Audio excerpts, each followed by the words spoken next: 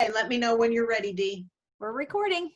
Okay, thanks. Thank you, everybody. Thanks for logging on today and joining Dee and me for this safe environment Zoom meeting. So last Monday's meeting was an overview of safe environment. And what I went over last week was all about what the process entails overall. So there are, as you know, 3 components to safe environment.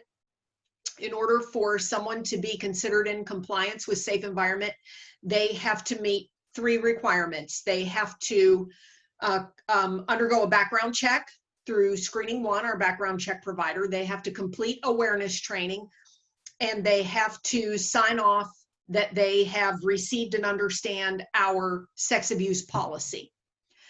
And I also last week went over some frequently asked questions regarding people who are local level coordinators who are responsible for carrying out the process of safe environment at the local level. So my PowerPoint presentation that I made last week, in the event that you were not here last week, my PowerPoint presentation will be made available by the Chancellor at a later time, as will this presentation today. Dee is recording today. She's recording this presentation. My presentation was not recorded last week, but my PowerPoint will be available to you, and it's very simple, very easy to understand, and tells you in writing exactly what you need to do if you're a local level coordinator and what is required to fulfill the safe environment requirement. So having said that, with that really quick recap, I'm going to introduce Dee, because the safe environment process does not stop at someone coming into compliance. They can complete the background check, they can complete awareness training, they can sign off on the policy form, and that's great, they're compliant, but you are not done yet, okay? You have, at the local level in your school or parish, you have to document and record that compliance. And as you all are aware, in 2016, we rolled out the ParishSoft Safe Environment Program Manager.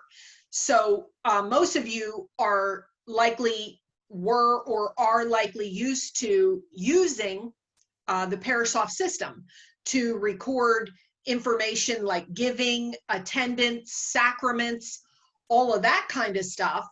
Back in 2016, we got with ParishSoft and decided to implement their Safe Environment Program Manager as well, so that for your volunteers and your employees, you can track all of that kind of stuff in one place in the ParishSoft system.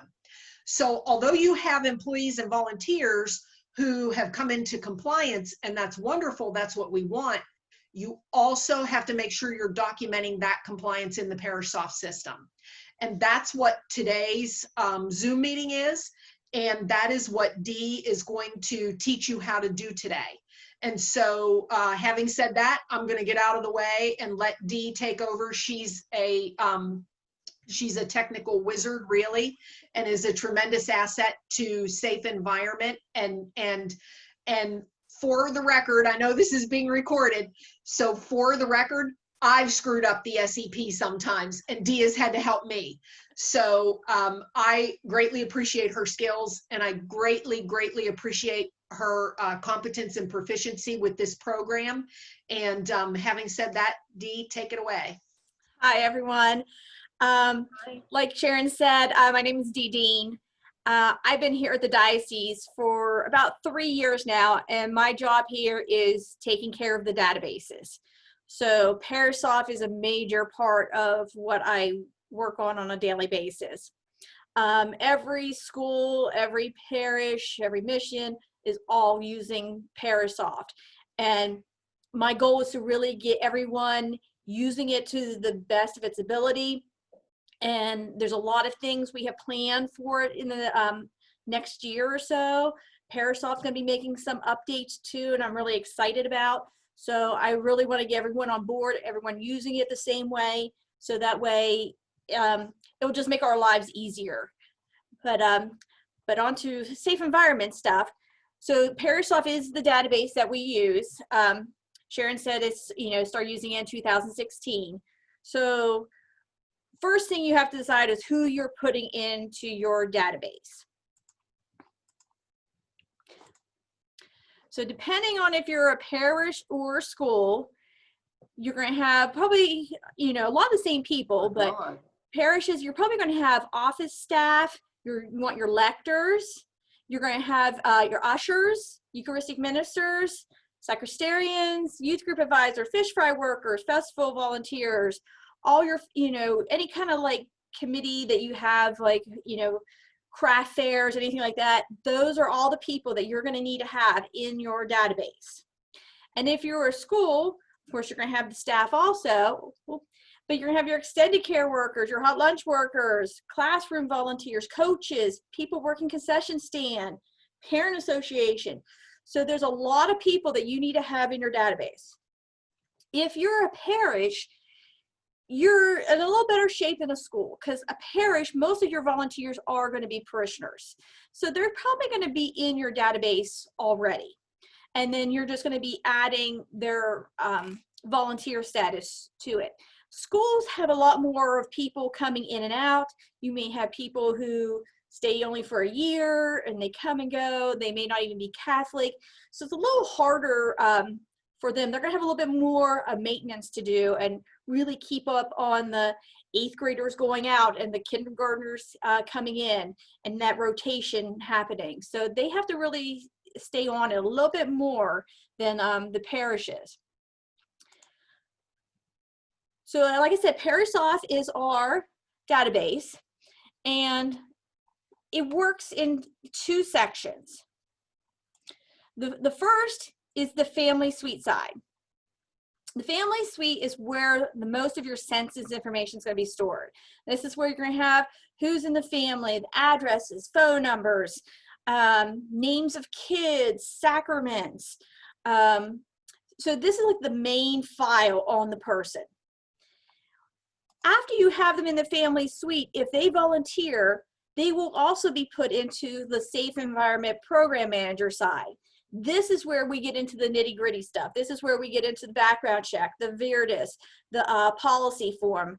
A little bit more confidential information on this side because you do deal with Social Security numbers, driver's license numbers, a little bit more protected that we just don't want out floating around for everybody who uses PariSoft. So it is a little bit more protected, and you have a second login to access this side. So I'm going to basically go over the steps of how we're going to put people into our database, how we're going to give them a role, and then also how to take them back out when they're no longer a volunteer. So no matter what, if you're a school or a parish, the first thing you're always going to want to do is make sure that person is not already in your system. So many times people get added again because they don't know that they're in the system already. Okay. So the first thing you're always going to do is go to your family list and you're going to search. You have several different ways to search. You have this area right up here where the circle is, that's your fuzzy search. So if you would put in the word grant in this line here, you will find anyone with a first name Grant, a last name Grant, an address that has the word grant. So it's a very broad search. You can also, if you have a small school or parish, you can choose one of these letters and it will just pull everyone in your database that starts with the letter G. Or you can use this little filter button right here, and that lets you break down even further into last name, first name, address. It's your more detailed search. So I like to use this filter because I use a bigger scope and I have to be very careful. A lot of times I have people with multiple names. I cannot tell you how many John Smiths are in our database. And to make sure that I get the right one, I really have to be careful that I put in enough criteria to find the one that I'm looking for. So once you have gone in, oh, before I go any further, this column right here with the family name, that is exactly what that is. That is the family name. That is not individual names. So Ruth Adams right here, even though it says Ruth Adams, her son may be John Adams. Because he's on the roll of a son, his name's not appearing right here. But that does not mean he does not have a record. He does have a record. It would just be under the family name of Ruth. So when you're doing your search, take in consideration, this is just the family name. If there's children on this, their names will not appear here. You need to look at things like addresses, phone numbers, emails to try to narrow down to make sure you did everything possible to find that person. If you see a person with that last name with the same address, just click on it, take a look, see if there's people on there. You might find that the person you're looking for is actually still on their parents' record. We have that happen a lot, that an adult child has not been removed from their parents' record and a new record gets created. Dee? Yes. If I could interrupt you right there just for a second, before Dee continues, I just would like to stress one of the biggest problems that we've had with utilizing the ParishSoft system for safe environment is the creation of duplicates, the creation of duplicate records, and that's something I've even been guilty of myself. And Dee has had to, Dee has had to correct me as well and stop me from creating duplicates. And so I can tell you from personal experience, and now from all this time having worked with Dee in this system, creating duplicates, please let's just make every effort to not create a duplicate in the first place. Once you create a duplicate, it creates a whole host of problems throughout all of our database systems. And it's actually a little bit of a nightmare on our end when duplicates are created. Probably, I think it's fair to say 7 to 8 times out of 10, when we have problems with our database system, it's because there are duplicates. So I just really would like to stress to you the importance of not creating a duplicate in the first place. And if you are ever in doubt or you ever have a question, please call Dee first or reach out to Dee first. And Dee will tell you, I get up and walk out of my office and go over to her all the time and say, I'm trying to add this person. I want to add this person into the SEP queue. I don't think there's a duplicate, but can we please be sure? So please don't be afraid to do that, because if we can not create a duplicate in the first place, that's going to be the preferable circumstance that we want to find ourselves in. Once that duplicate is created, it's a whole host of work and headaches on the back end of our databases that we would otherwise just really prefer to avoid. Yes, thank you, Sharon. So after you have gone through your family list and you realize that the person that you are adding is not in your database at all, like we said, we don't want any duplicates. There it is. We got ahead of ourselves. Let me go back for a sec. When you realize that they're not in there, you're going to hit this Add New Family button. When you hit that Add New Family, it's going to bring you to the screen.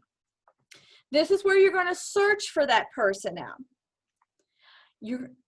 I only search by last name. Usually, you're not going to have anyone's last name really change. First names can be so different. You could have John spelled J-O-H-N. You could have it spelled J-O-N. They may have it in our system as Johnny. They may have the person in there as Big John. And yes, people do use nicknames when they're putting in there, and that is something that we don't want to do. So if you put in the last name, you're going to get everybody with that last name. Patricia may be Pat. Kathy with a K may be in there as Kathy with a C. So if you put in the first name, you may not always find the person you're looking for, and that creates the duplicate record. So when you do your family last name search, it's going to pull up everyone with that last name. If there is multiple pages, yes, you do need to scroll through and look at the multiple pages. I know if it's somebody whose last name's Smith, there's going to be a lot, and you might want to narrow that down with a city. And you want to make sure that your organization's always set to all, because if you have it just as your organization, it's just going to search your organization. And if that person is at another parish already with a record, we would end up creating a new record, and that would cause a duplicate. Remember, we want everybody to have one record in Parasoft, and it's shared among everywhere that this person goes. So look for the name, look for the phone number, email, address, location, and this bar will scroll, so it gives you a lot more information to help you find the person that you're looking for. And remember, this is a family search. This is not an individual search yet, so it's how the family is registered. So like the example with Ruth Adams, if her son is on her record, but his name is not showing on the family title, he may have a record out there and we just don't know it yet. So check addresses, check phone numbers, and click on it if you need to, and that will tell you if there's anybody else on that record. I get someone, hold on, someone's joining real quick. So if you would find the person that you're looking for, if we're looking for Catherine, it's real simple. You're just going to click right here in the circle, and then you're going to move the selected family. Now, depending on what this person is doing will determine if you're moving that person as a registered parishioner or an unregistered parishioner. If they're mostly going to be going to their another parish, and they may just be helping out with a combined vacation Bible school or something like that, then you would move them as unregistered because they're not going to be attending your parish on a regular basis. Same thing with a school. You're going to have them as unregistered because their registration status depends on their parish. So schools will probably never have anybody as a registered status. They'll always be unregistered. Now, if the person is switching parishes, then you would move them over as a registered status. And then once you click on unregistered or registered, you just follow the prompts and poof, you're done. Very simple. If for some reason you go through the list and you just can't find that person you're looking for, you're going to add new family. So you would click right here. And like I said, don't forget to check the toolbar to make sure that you get additional information. Once you click the Add New Family, it's going to bring you to this screen here. This is where you're going to fill in their address, their registration status, their family status. Diocesan ID be something that I will add at a later time. You're going to fill in their salutations. This first name and last name with the red stars, these two are very important. This is how the family title is registered. So on that example of Ruth Adams, she was the only name on that family record. That is because hers is the only name listed in this spot. If she was married, we would put Ruth and John Adams. But if they're minor children, we do not put their minor children's name here, just the two parents on the record. And this is how the family is registered, is based on these two lines right here. Now, one of the common problems I notice with the safe environment is when people are being added for safe environment purposes only and they're not parishioners, we tend to create individual family records for each member of a family. So for example, like if I was volunteering in my school, they would create a family record for myself. And then if my husband was volunteering also, instead of making us a family record, they make him his own family record. And that causes there to be 2 records for one family. We want to make sure that we want have everything as a family. So when you add your first family member, click down here to add another member. And that allows you to add the spouse and any children that they have all at one time. And this way it keeps it as a family record, and we don't have a bunch of individual records floating around out there that really should be combined as one family. So once you have all this filled in, you're going to save it. And if you want to do some additional editing, you can do save and edit, or just save and finish. Like I said, here's the add another member. So that's where you would add your spouse or children. We talked about the registration status, that if you're a school, you're not going to be registered. That's something for the parish. And if you click this autofill, it will fill in these salutations here based on the information you entered. So if you have everything filled in correctly here, that they are Miss, and that they're the head of the family and they're male, it will automatically fill this in to be correct grammar and have the correct salutations. Okay, so that just gets the person in your database, all that. So now we have to add their volunteer status or their job with you. After you add them into your database, you're going to go to your administration tab. Under administration, you're going to go to manage staff. Just like we did on the family directory, we're going to make sure that the person we're looking for does not already have a position listed for them already. So you're going to do a search just like you did before. There's the little filter picture right here. So you would click on that, search for the person you're looking for, and see if they already have a position or an assignment to them. If they do, then it's a lot easier. You can just go and edit the one they have. This is when we're looking for individuals now. So the first part was based on the family. The role is based on individuals. There is an option that allows you to create a record on this screen. We do not want to use that. So if you see anything about creating a new record or adding a new member, do not do it on this screen. There is a glitch with it.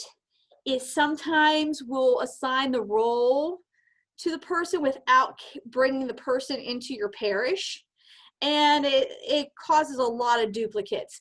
So if you ever feel tempted to hit that add a new family, add a new person button when you're on this screen, please don't. Go to the family suite, create your record there, then come to this screen. So to add a role, like I said, you're going to search and see if the person's there. If they're not there, you're going to hit this little plus sign right here.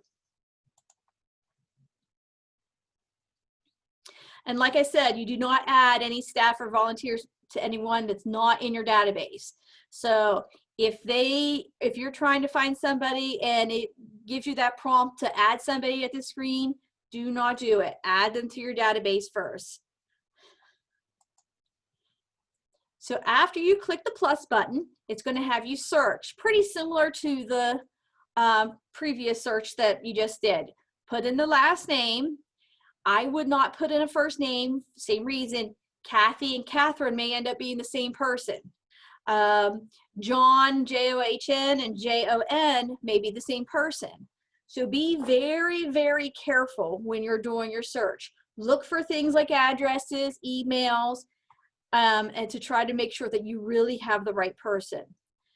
Also, when you're doing this search or your other search, if you see multiple people, like this Melvin is in here twice with the same address, those are things that you're going to want to like jot down and send to me to look into, or if it's something just within your parish, you can look into the record yourself.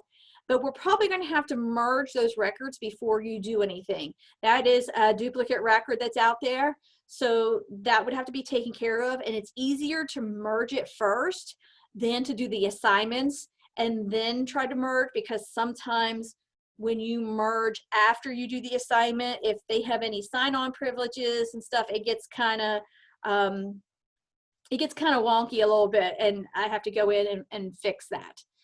So if you ever see any duplicates, please jot down their name, their family due numbers, and send those to me, and I will merge them. Usually they merge overnight, so the next day you can get right back in it and you can finish working on that record. So if you find the person that you're looking for, you're going to click on the person and accept. If you don't find the person you're looking for, this is when you're going to go back and create their record. See this add new staff? That's what I was telling you about. We do not want to use this. This only causes major problems within our database. And trust me, it's a lot of work to get it straightened out. So they should always appear in there if you added them already into your family directory. So once you click on their name, you're going to hit accept. And this brings you to the actual screen where we're going to start setting up their assignment. Now, there's a glitch on this screen also. I wish there was a way to fix it. I've been in touch with Parasoft, and so far there's nothing we can do about it. It has to do with the email address. Every person receiving a role gets a username in Parasoft, and you just make that up. Usually it's first initial, last name, throw it, just, middle initial thrown in there. You may have to be creative with like Smiths and Jones, because it does have to be a unique username. The email, however, what Parasoft does is every time you set up a volunteer, a staff member, a priest, and you create this, you do this screen, it is going to send an email to that person with sign-ons. Now, those sign-ons will not give them access to anything unless you set that up. But they're going to receive an email saying you have sign-ons for Parasoft. We don't want them to get that email. It causes a lot of confusion. We had a parish who was going in, entering a lot of their safe environment people into Parasoft because they hadn't for some time. And all of a sudden they start getting phone calls saying, hey, I'm getting sign-ons, I'm getting sign-ons. And they had probably close to 50 phone calls of people wanting to know why they were getting sign-ons to Parasoft. I wish there was a way that we could just click a button to avoid that, but we can't. So here's what we have to do. If there is no email in that spot when you get to the screen, just simply make up a fake email, like no email at dwc.org or no email at svp.org. Just make up an email. That way, when you hit save and it sends that email, it's sending it to a fake email address and that person isn't actually getting it. If, however, when you get to the screen, there is a legitimate email address there, we don't want them to get that email address. So what you have to do is, I highlight it. Oh, sorry. Click to the, I highlight it and cut it out, put in the fake email address, and then hit save. So that way that email gets sent to the fake email address and they don't get the sign-ons. Then you have to go back to their record in Family Suite and correct their email address. If not, that fake email address will be on their family record. It's a pain that we have to do it this way, but it's the only way to avoid them getting that email. So once you put in the fake email, give them a username, then you're going to go to the next tab, which is the Positions tab. Here is where you're going to actually give them the assignment. There is a long list here to choose from. It'll always be set to unknown. You're going to want to click on whichever role they have, and then you're going to, when it pops up here, we're going to drag it above the unknown, because it won't let you remove the unknown if it's on top. So you have to move the other role on top and then unclick. And I'll take you through a live sample of this here in a few minutes on a sample database.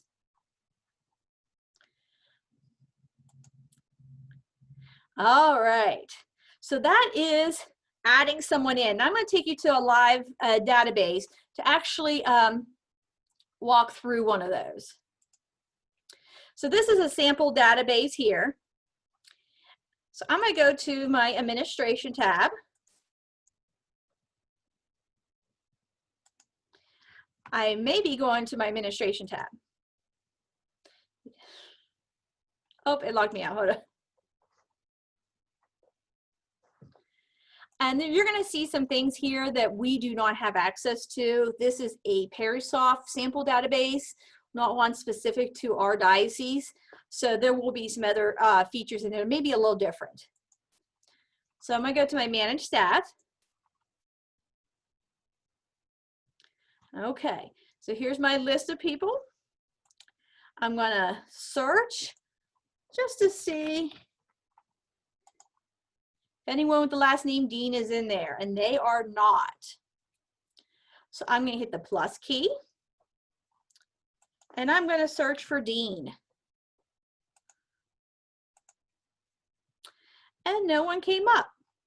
So I'm going to stop because I do not want to add this new staff member. So I'm going to cancel, and I'm going to say, let's do Scott. Let's see here. Oh, actually, I know. We're going to add Ruth Adams. That way we can. Okay, so I did a search for Adams, and I'm going to go through here, and I'm going to look for Ruth. And yes, there is a lot of pages, but I am still going to go through them.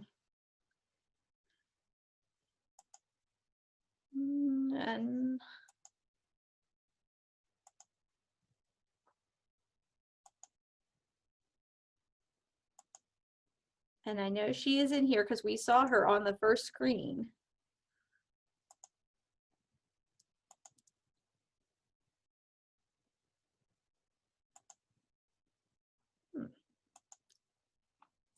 All right, well, we're gonna go with Todd just for the sake of saving time.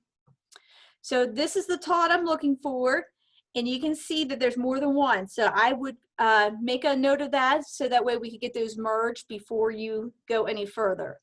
But if we wanted to add Todd, I put a dot here, hit Accept Selected Member. I'm going to edit details, give him a username. I'm going to take out his email address and put the fake one in. And then I'm going to hit save. I'm going to go to my positions. Now, when you're on this screen, always make sure right here has your parish name. For someone that goes to multiple parishes, it could have their other parish, and you might have to change that. I'm going to scroll down and, and they're the librarian. So I'm going to click on librarian and drag them above the unknown. Unclick unknown. So that gets rid of that unknown status. And then I hit save. And if I go back, there is their status right here as librarian and their hire date. So the only thing I would have to do now is close this, go back to Todd's record, and put that email back into his record. So that way it does not stay this no email at dwc.org. Now, let me get back to my PowerPoint here.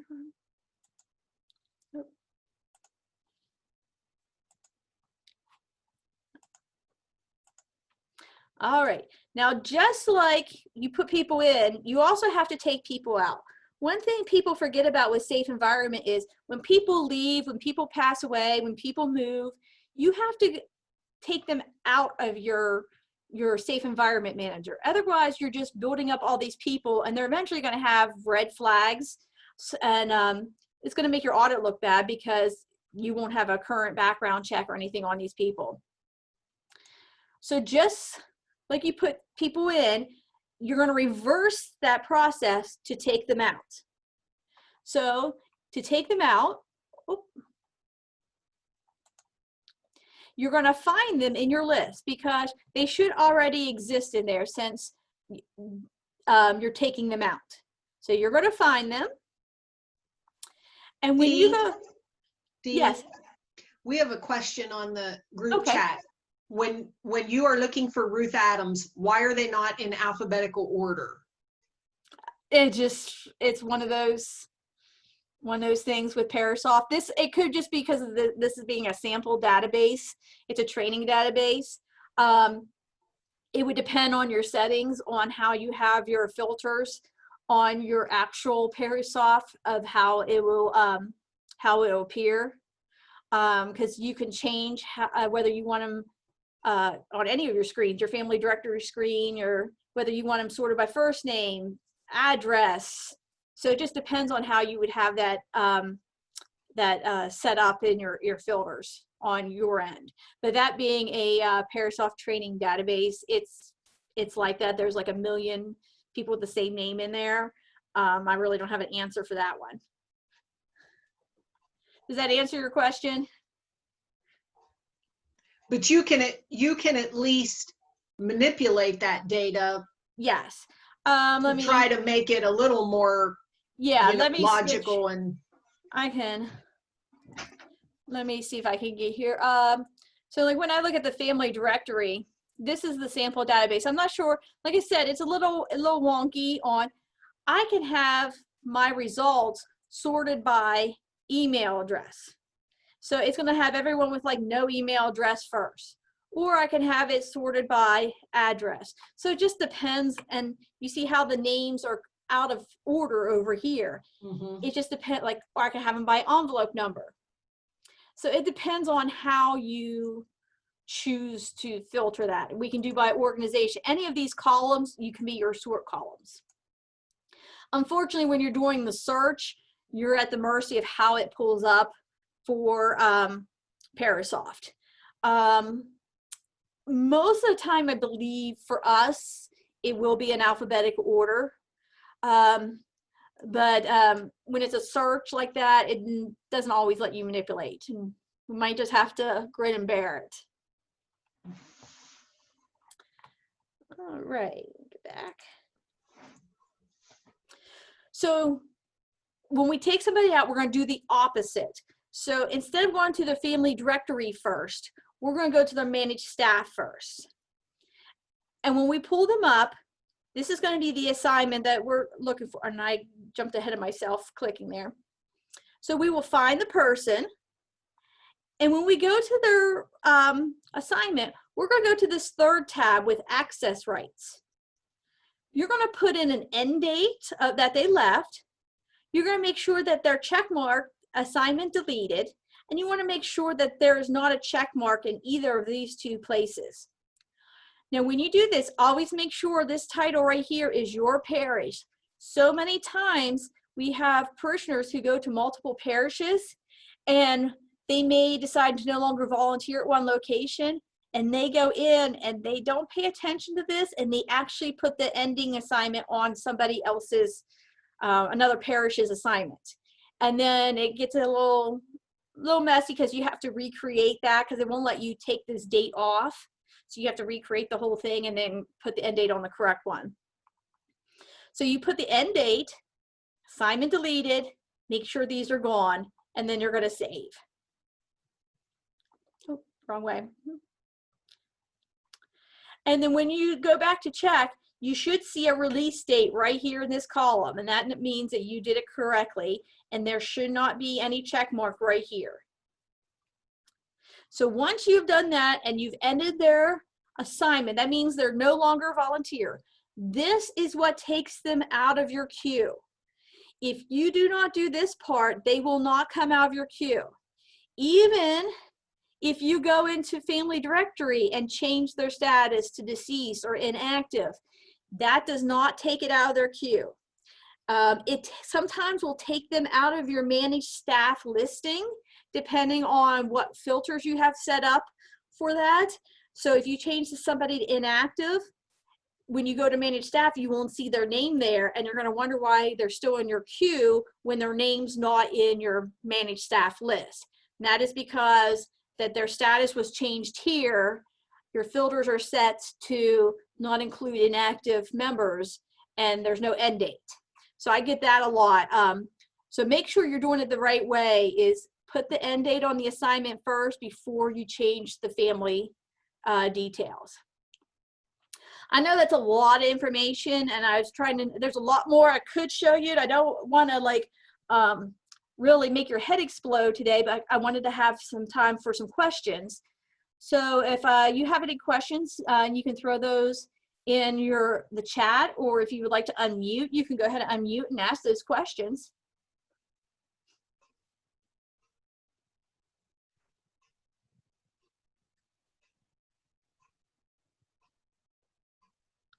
There will be 2 more Zoom meetings, one on Friday, one on Monday on Parasoft, where Christina Pepper from Parasoft is going to be conducting, and she's going to dive into a little bit more with exporting people to their own records. So if you have people who are divorcing or adult children still on their records, how to do that, how to help cut back on duplicates also. So those might be good ones to check out. Any questions? Dee, would you like to show them the actual SEP where they record their, Yeah. like the awareness training, the policy form, Yes. and then the background check date? All right. So once you get everybody properly set up on the family side, and get your volunteers and your employees properly set up on the family side and get their roles assigned, that's what's going to make their names appear in your SEP queue.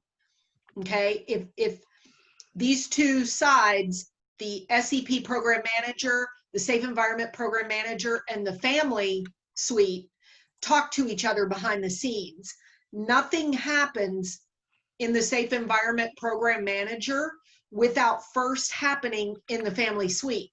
So that's why it's so important for you to get them set up on the family side properly first. And then once you get them set up on the family side properly first, then you're going to log into the SEP and actually record their dates of safe environment compliance. And on the family side of Parasoft, you have a whole bunch of information that you're responsible for logging and recording in there, as we said earlier, from sacraments to giving to attendance to their roles, what role they play in your parish or school. You got all that going on the family side. Once you get into the SEP, you have 3 things to record, and they are all safe environment related, and there's nothing else. You have the date of the background check, the date of the policy form and the questions, and the date of awareness training. And that's it. Once you get into the SEP side, that's all you're worried about recording compliance for on that side is safe environment only. I just want to point out one more thing on the safe environment side that I get asked a lot. When you have your list of people, there is a personal ID number. As you can see, this is mine here, and you can see I'm in there 4 times. And people sometimes worry, oh, I got duplicates because I'm in there 4 times. If the personal ID number is the same, that is not a duplicate record. That just means I have more than one role in safe environment. I'm a volunteer at my parish. I was a teacher at one time at my son's school. I volunteer at my son's school. I also work here at the diocese. So I've racked up a few different roles over the years. So that's how come I have 4 listings. As long as they're the same number, it's okay. If you see a name and they're different numbers, that means you have duplicate records and we need to get those merged. And Dee is the only person who does merges. Yeah. So if you see multiple records with multiple IDs, you need to make note of the person ID and the name and the organization and send that to Dee, and she can do what she needs to do to merge those records. And it's not necessarily a quick process. So once Dee goes in and completes the mechanism to make the merge, Dee, what is it, 24 hours, I think? Pretty well, it's overnight. It happens overnight. So no matter if I put the merge in at 7 in the morning or it's 7 at night, it won't get processed until overnight. And that's at Parish-Soft Day. So if you are sending some information, some records to Dee to be merged, if you've got a lot of duplicates and you're sending them to Dee to be merged, please know it's going to take a day. Yes. All right. Sharon, do you have anything else? If no one has any questions. No, I think that's it. This side right here, the SEP, the Safe Environment Program Manager itself, is probably the most simple aspect, because you're just recording and saving dates of compliance. And so I think Bonnie has a question. I think Bonnie Yeah, has that's what organizations, when you have to want, unfortunately it does not. If I change on, like if I go to the St. Michael's and I change the information there, it does not change the information on those other 4. That's when communication and just helping each other really comes in handy. If you're a parish and a school, those should be working together on a regular basis, that when they run new background checks and so forth at the school, they should be making a copy and possibly sending them over to the parish office, because I know at my son's Catholic school, almost everybody is a parishioner at the parish, and it would be very helpful to the office. And that way you're not constantly, like, every 2 years asking this person to fill out papers because of the timing of the two. It would be nice, excuse me, if they did update, but on the safe environment side, it does not. So we count on helping your fellow man and working with your partner parish if you're a school, and vice versa. If you're the parish and someone attends the school and they just updated their stuff, just make a copy and send it to them, help them out. Same thing with schools. When you're adding new families, if someone's new and you add them into the school before they had a chance to join the parish, add their children in there too, because probably in a couple of years they're going to go through First Communion with their class, and you're going to be needing to add sacraments and so forth. Just help each other out. Any other questions?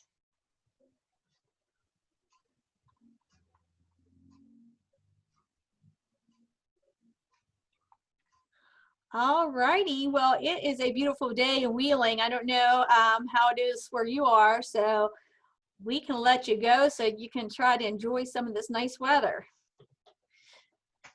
Thanks, everybody. We greatly appreciate it. If you have any questions or concerns or issues, separate and independent of this Zoom meeting, please feel free to reach out. We're happy to help you. And again, as always, our preference is that you're proactive. We would rather help you. It's easier for us to help you beforehand and help you do it correctly. than to have you maybe not do it in the best way possible, and then, you know, we got to fix it afterwards. So please don't hesitate to reach out or ask any kind of, you know, questions or concerns, or, you know, or anything like that. We're happy to help you and support you and get you going here and get you in the right direction in the first place, as opposed to after the fact. So thank you so much, everybody, for being here today. Thanks, Dee. Thank you, Dee, thanks for your expertise. I appreciate it very much. No problem.